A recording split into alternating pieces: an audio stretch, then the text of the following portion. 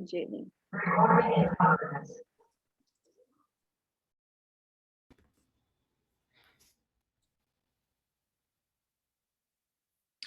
Thank you so much. I wasn't sure. Are we doing one more song before I begin, or should I start now? You can start. Sounds good. Okay, great. So ethical culture, just to say, has been in my life since I was a child. So this is a special opportunity because I think of the ethical culture community as a very committed group of people to making the world a better place to live in.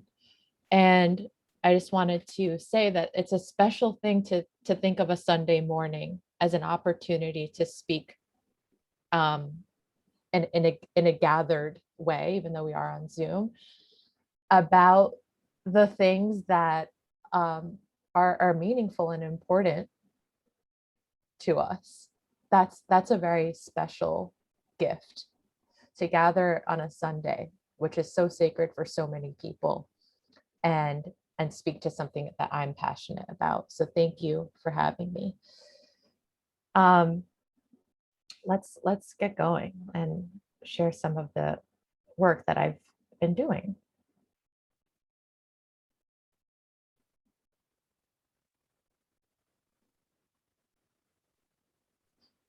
So I'm a photographer, but I'm very interested in society and how it's always been sort of a curious thing for me. How is it that we're all doing this? What's going on? Am I functioning correctly in this role of being a human? And I was always interested in sociology and society and photography. And I think society has always informed my pictures as a portrait photographer. And my photography has also, been about commenting on this society that we live in. And so as a sensitive person, as an artist, I've always been wondering about these performative roles that we all take on in society at places of work or school, or even within our family structures. And the sociologist Irving Goffman in the mid-20th century was inspired by the Shakespearean quote, all life is a stage. And he ran with that, and he came up with this theory that we are all performers every day, that each of us, we wear a mask, and we wear the mask in the hopes of being liked and being accepted by our society. But just the way that we perform on a stage, like in a theater, there's also all these mechanisms that are taking place, behind the scenes.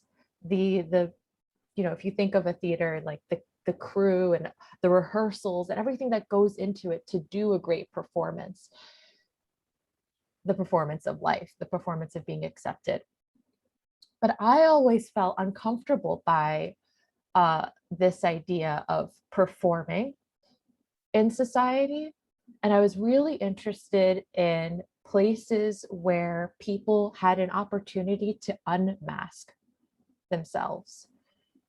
And as a person from Manhattan Beach, I found that the beach, something about the water, and the water's played a very, very big role in my family history of the diaspora of Jews. But there was something that I found universal, because many, many people have a family history of diaspora. There's something about going to the beach that allows people to unmask. And that's what I was interested in. So I made portraits in Manhattan Beach for several summers. And here's just an example of what I was intrigued by. I was intrigued by this idea of also the literal unmasking, like the taking off of clothes, and the sweating and the sun, and what nature can do to help kind of facilitate that unmasking. And here's an example of how I would see kind of the difference between a person at the beach and a person in their everyday lives. So on the left is like a portrait I took of this young man. And then a few weeks later, he's entering into the army, you know, arguably one of the most performative roles you can be in, as far as like hiding your own identity, um, and through the use of clothes and rigorous routines and all of these different things. So I've always I've always been drawn to that. How can we get more in our bodies and get a little bit closer to a more natural version of ourselves, a more compassionate version of ourselves?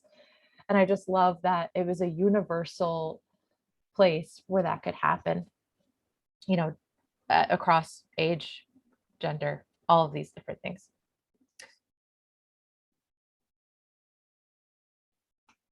And I decided that I was going to go to graduate school, which brought me to Baltimore from Brooklyn. And I kind of had never left. I think of myself as a townie from the most diverse city in the world because I never left Brooklyn.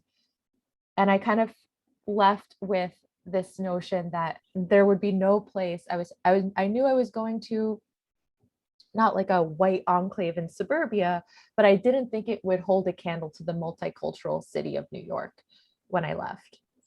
And what I realized was that actually New York City was an extremely segregated city, even though it's very diverse population wise, and you ride the subway and it's very integrated, or you go to public school, which I did, and it's very integrated. If you walk into a restaurant, you oftentimes I felt like I was in a either all white space or maybe an all black space, or these smaller spaces were divided. But when I got to Baltimore, even though the actual landscape, because Baltimore was the first city to legislate for housing segregation, like the neighborhoods there are segregated. These smaller spaces were integrated, and I thought that was absolutely wonderful. And I was thinking, wow, like I have something to learn about how these spaces became more inclusive. I was really interested in that. So I wanted to return to an open space where I would find that same type of shedding of the masks and of kind of corporate capitalist life. But there's no beach in Baltimore. So my sister-in-law suggested I go to this skate park, which is located in a white working class neighborhood of Baltimore named Hampton. And I saw this. Well, first I was kind of drawn in by very inclusive graffiti. So I was already immediately like, oh, wow, this is great. Like, this is a safe space.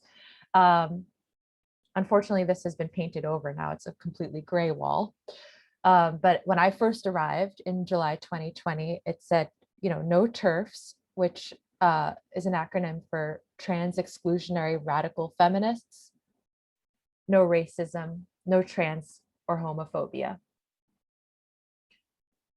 And kind of, I would say this photograph is, I would say like the girls of Hamden, kind of give you a sense of like who lives there.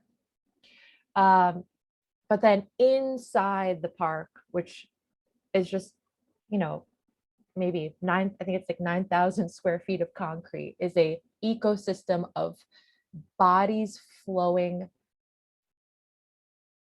without hitting each other. It really reminded me of like the beach in some ways. It was just a coexistence of many ages, genders, races, and people coming together and using the space together. And so to me, I was like, this is a utopia. How did this come to be?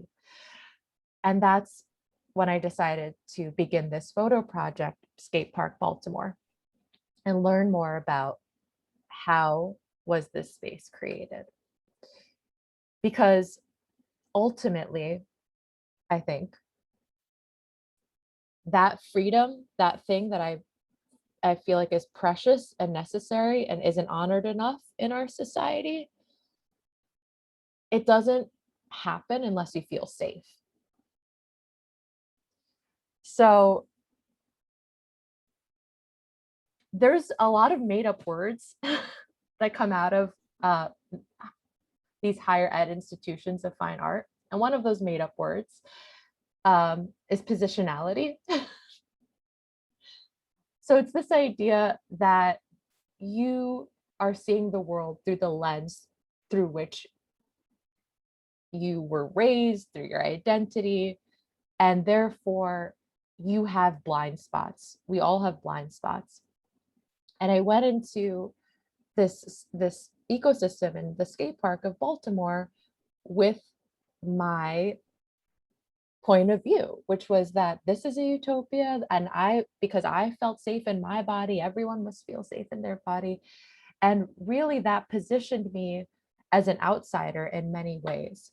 So what I wanted to do is really become open and honest with the people that I would meet, that I was an outsider, not only as a person who wasn't from Baltimore, but my age, my gender, uh, like that I didn't skateboard. You know, I didn't really understand the how much injury was involved, like how much bodies really were on the line. And so I really wanted to become an active listener and also find new ways to make sure I was, you know, constantly educating myself in the process of making this project.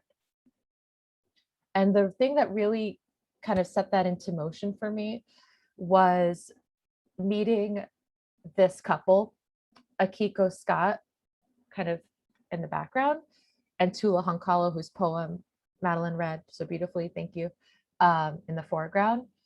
And Akiko and Tula there are several collectives in the skateboarding world of Baltimore that are actively trying to make that safe space.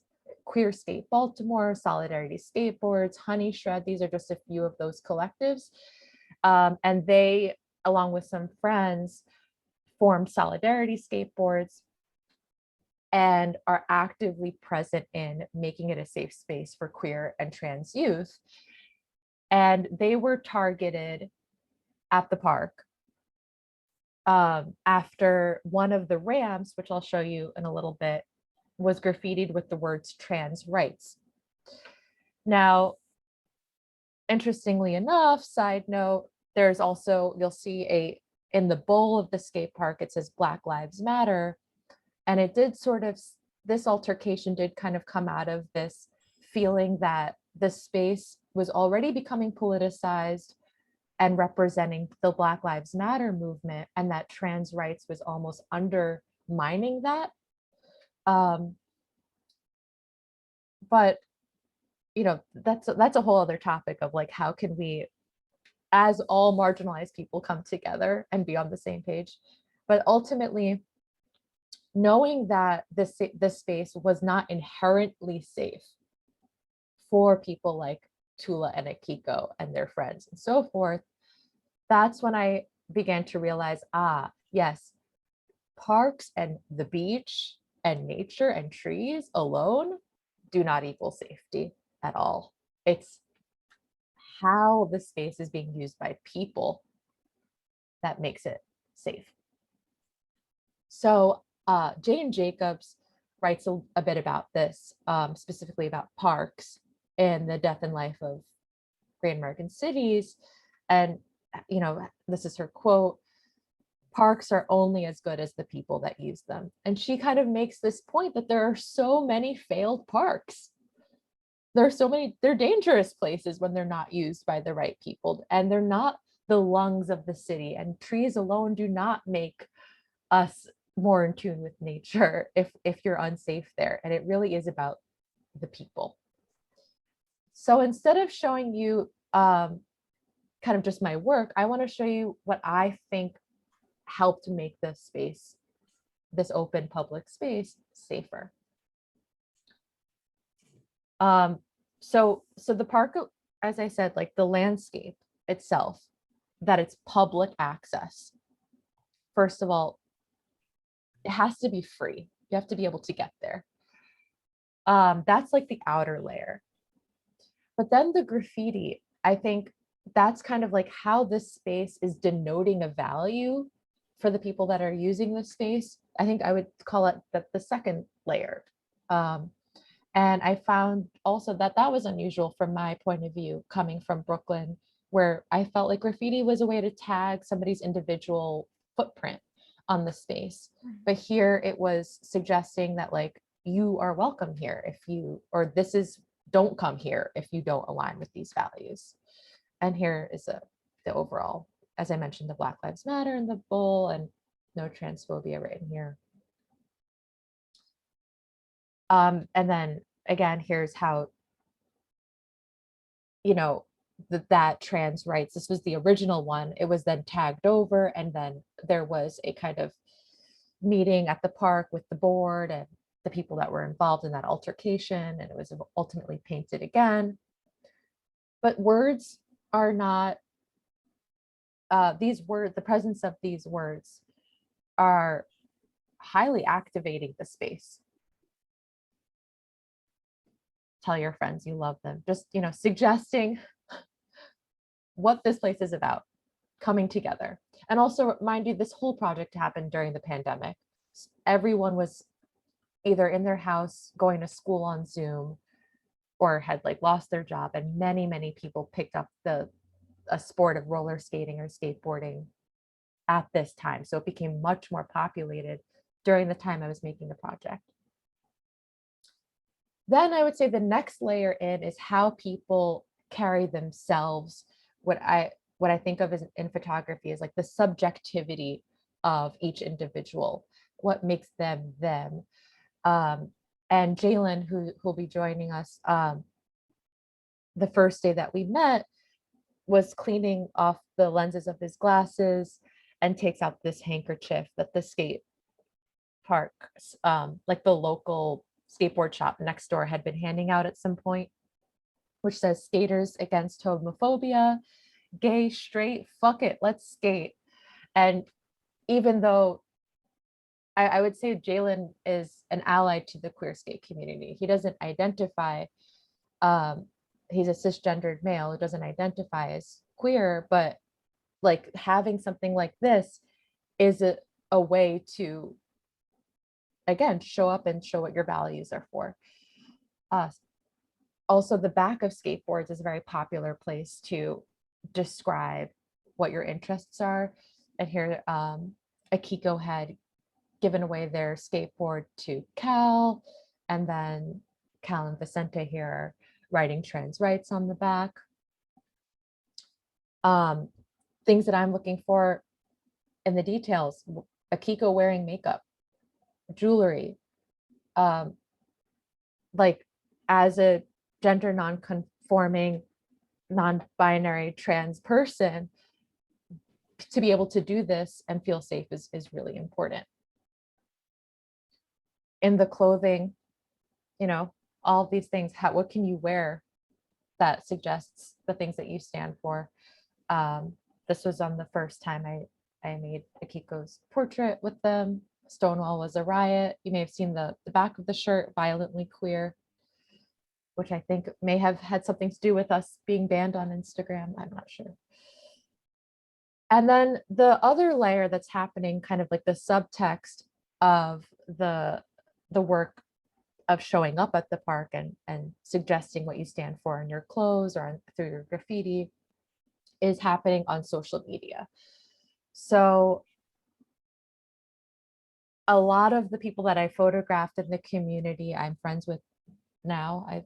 And what I've seen is people describing their experiences at the park with people who they might find to be a threat to the safety of the park, kind of sharing that information, sharing the just highs and lows of their life, which also creates an intimacy and an understanding between people, and also mutual aid.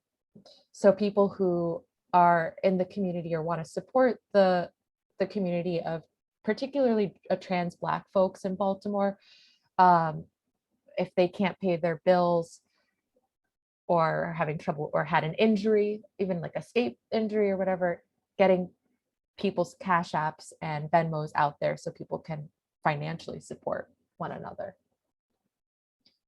And just to give you a sense of kind of the underside of the darker side of that social media world is the hateful comments that come in for being out and in the skateboard community. And this is Thrasher Mag, which is essentially the most popular skateboard magazine and media company, who put Kian Caples on their cover and some videos up on their social media. And you'll see the things that come in, thousands of comments, essentially being transphobic toward this skateboarder. And of course, the people that I'm photographing are seeing comments like this. And I remember when this happened and everyone being just, it pushes back. And that's the thing about, you know, this space is that it's not, once you get it to a safe day where everyone's enjoying themselves, like they have these queer skate camp days. Just because you have one good day, that doesn't mean that it's sustaining as a safe space. There's been a lot of pushback. It's like these waves, and when these days happen, it takes a toll on people's mental health and just like ability to just enjoy their life and feel safe, which is what I'm really interested in, being able to get to a better place. And then here's another way that actual hateful comments formed one of the collectives. So it all started with a Twitter post, "Black girl skate, bitch," and these 4 people gathered together at the park, and then people on Twitter trolling the photo and making fun of them, like saying, "If it makes you feel any better, no one in that photo knows how to skate either," and kind of being gatekeepers of the sport. And I think anyone here who's ever done any physical activity knows that like access to physical activity, especially in a pandemic, means access to your mental health. So what these friends decided to do, who met on Twitter, formed Honey Shred, which is essentially for Black-femme skaters to come to the park together, to feel a sense of safety, to be able to practice, you know, being outside and enjoying something they love. And here is Sav and Alex, 2 of the founders of Honey Shred. And this is Gray. Another thing in the history of kind of this culture of skateboarding culture is to kind of to sort of haze you a little bit if you're not good at it. So I think to change the culture and make it about not whether or not you're good at skateboarding, but whether or not you can enjoy your life, essentially, is really important for the next generation coming up. So I met Gray when they were 11 and already proudly non-binary. And I think it meant a lot, I would imagine, to an 11-year-old beginning their journey into adolescence to be at a park where they see a very active and out queer community supporting one another. And I wanted to just share a little bit about how I think of photography playing a role in this idea of sharing knowledge together, or at least sharing experiences, personal knowledge. One thing I tried to do is just change the way documentary photography has been going on for the last 150 years. One way is through the language. There's a lot of violent language inherently in photography, shooting subjects. You know, try to say that we're making a picture together. We're not taking one from you. Capture, you know, so this is just some, for those of you interested in photography, some things to think about in the way you talk about making pictures. And Saskia, then, would you please read a few of those because they're hard to see on the screen? oh, please, yes, of course. So instead of saying shoot, like I'm gonna go shoot this person, you can say I'm making, I'm creating, I'm snapping, I'm documenting, I'm photographing. Instead of capture, depict, document, represent, reflect. Instead of saying subject, saying the person photographed, collaborator, participant. Uh, I mean, this is a work in progress. I slip up, I say the wrong thing sometimes, but it's an attempt to make it different in the 21st century. And then my wonderful partner, Scott, who's here, was getting his master's in social work and came across a class about using art in social work, the concept of Photovoice.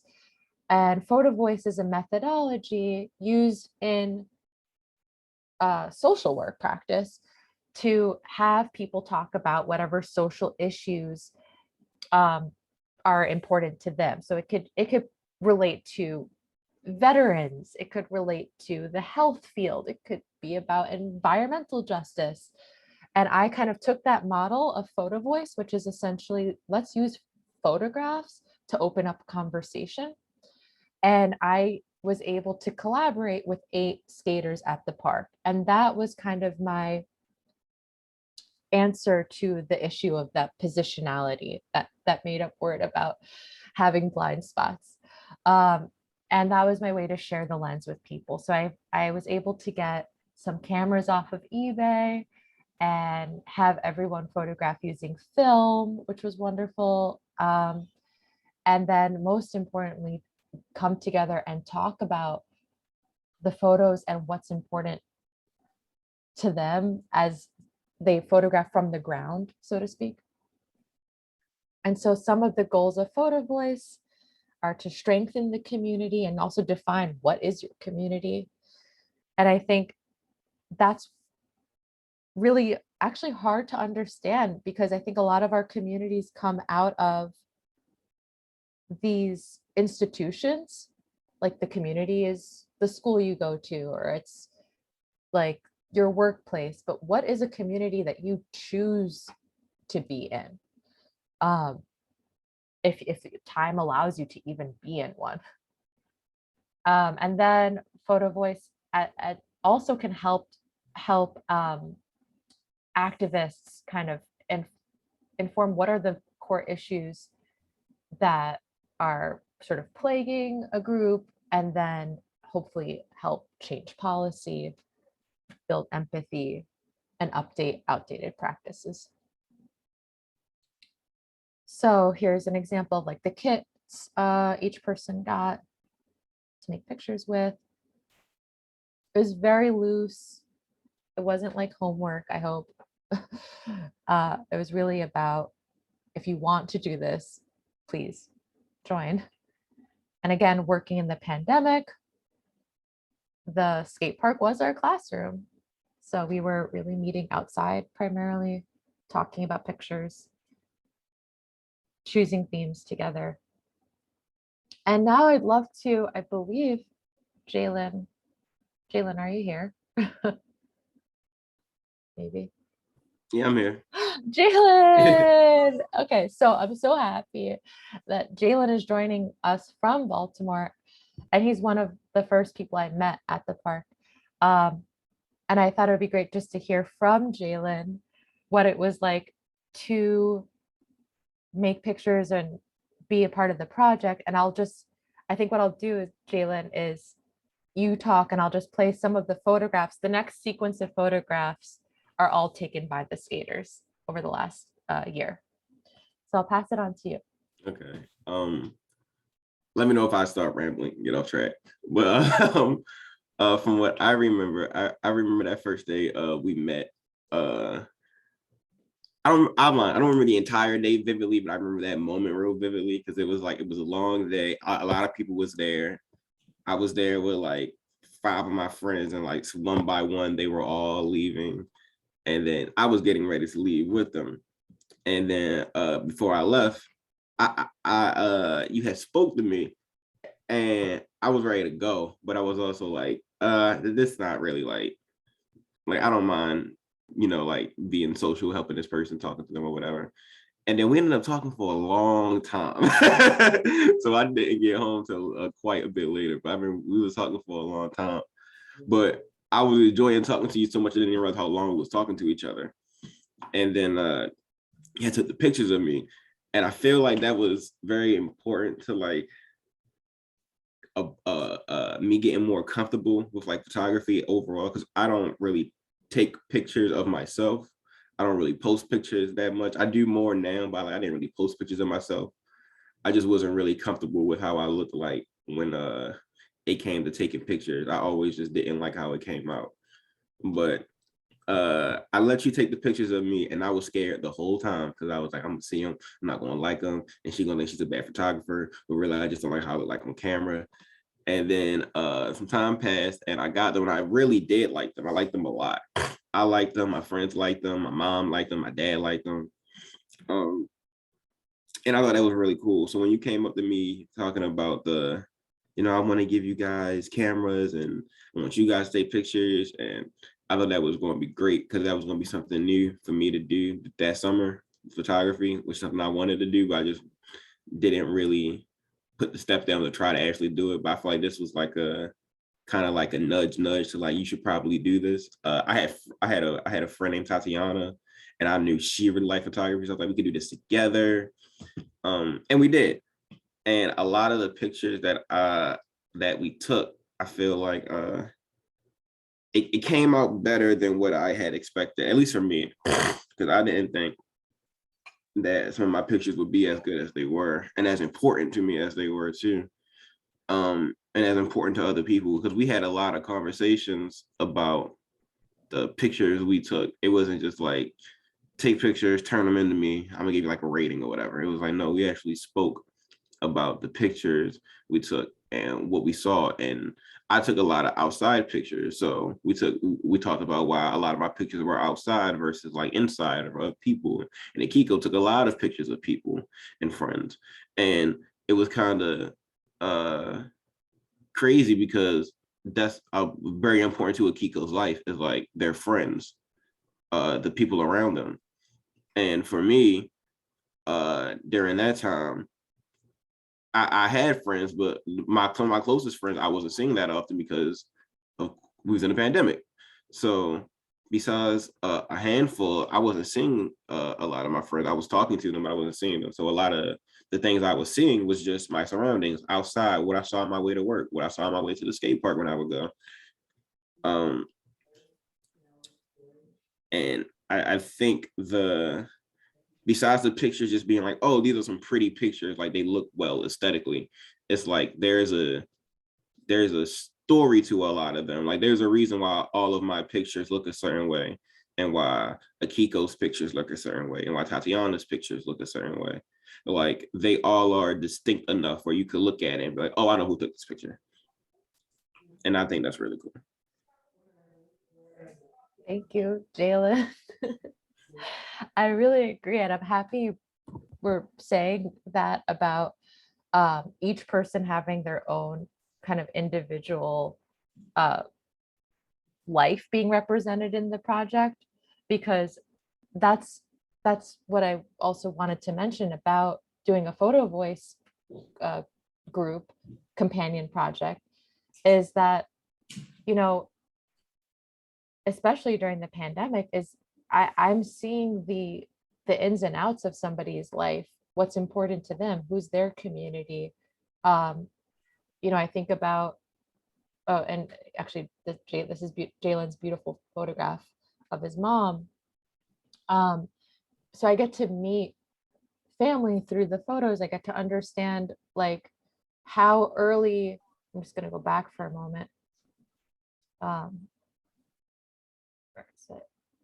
How early somebody's getting up to get to their job. When I see the photograph of a sunrise, I get to go along, so to speak, with a graffiti artist who the person Max who did the trans rights graffiti, and if you see the person kind of scaling this wall here, and I think at this point, cameras, everyone has a camera, so why are photography projects more collaborative?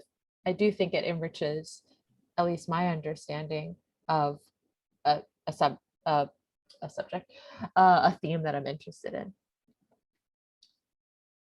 And just, I think also, and Jalen and I remember we talked about this as well, is like we build empathy for each other's lives by looking at photographs together. I think it's pretty difficult to just immediately ask somebody to open up and share their deepest feelings about their life or their most intimate relationships, but there's something about photographs, this kind of in-between object, that allows those conversations to open up naturally.